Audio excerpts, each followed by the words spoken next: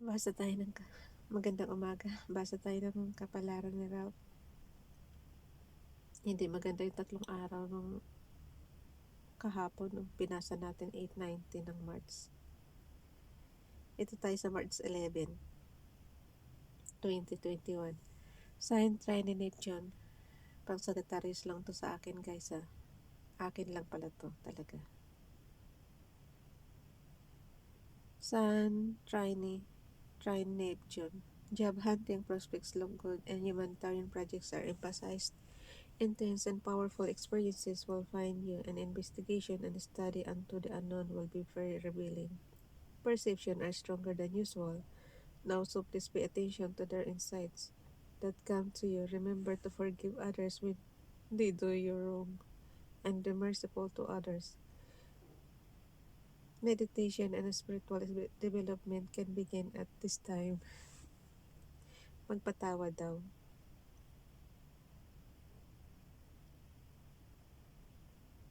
Any spiritual values should be shared with others. The intuitive mind can influence the thinking process, and this can be a very spicy type of day. Kindness and generosity can easily be bestowed on others. You have the ability to visualize past experiences and analyze them. This is a very favorable time for meditation and self-development.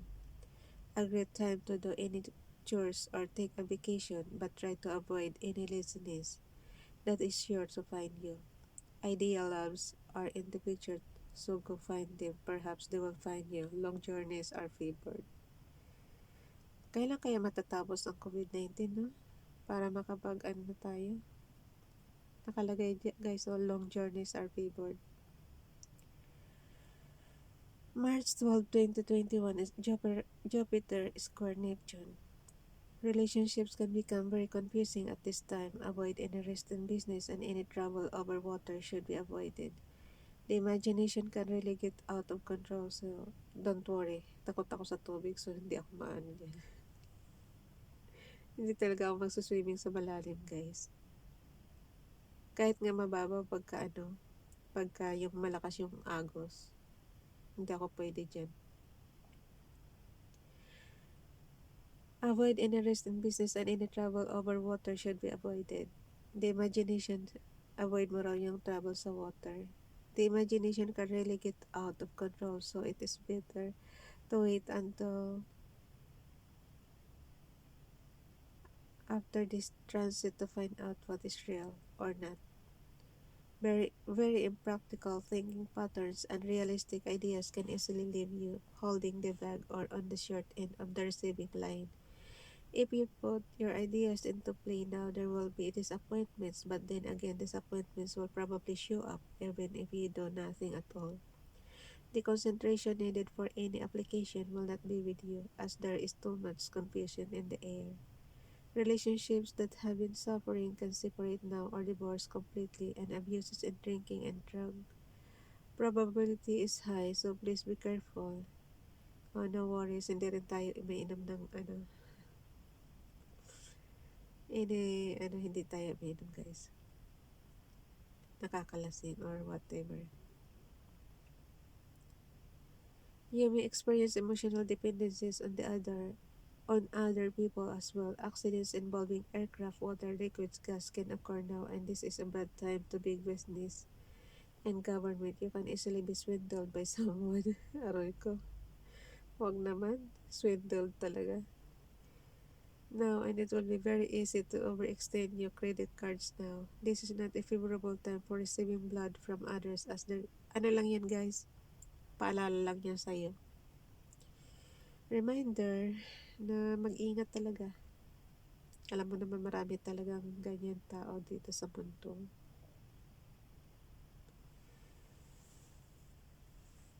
Okay, by someone now, and it will be very easy to overextend your credit cards now. This is not favorable time for receiving blood from others, as there can be impurities. You may find it necessary to make excuses for failures that occur in your life now, and find a state of confusion about the state of affairs within the structure of relationships. Relationships or marriages built on a shaky foundation will find those foundations crumble, and separations and divorce potential is high. Another aspect of this transit is swindling or being swindled by others. Then again, you may find yourself being manipulated by others. Yun nga ang ayoko eh. Yung may nagmamanipulate sa atin, may nagdidikto sa atin. Ayoko talaga yan. Do not get involved in any get-rich schemes while you are under the effects of this transit or get involved with any cult groups. Your thinking mechanisms aren't in place. So, yung mga ano dyan, ibig sabihin niya rito yung rich schemes, yung mga investment na yan. Huwag na ma-involve. March 30, 2021.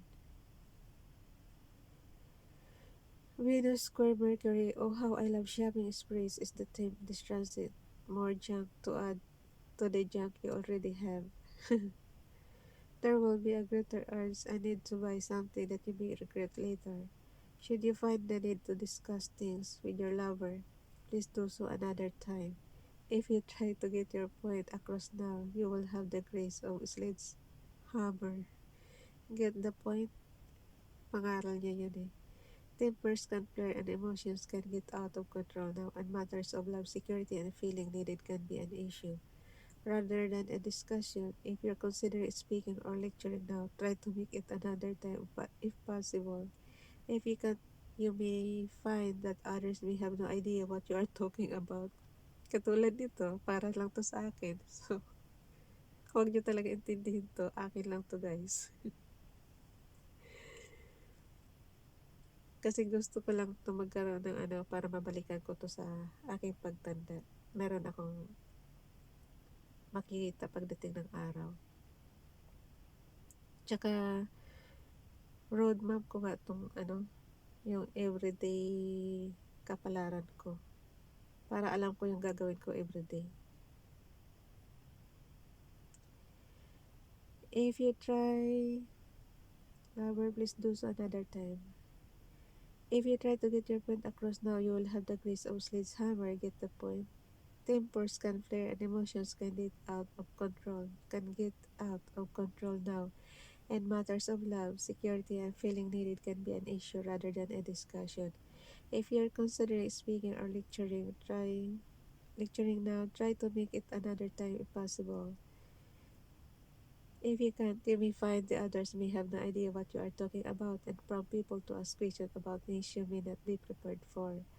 Are you a writer looking for inspiration? Go fishing instead. It will be much more productive and interesting. Okay guys, bye everyone. God bless.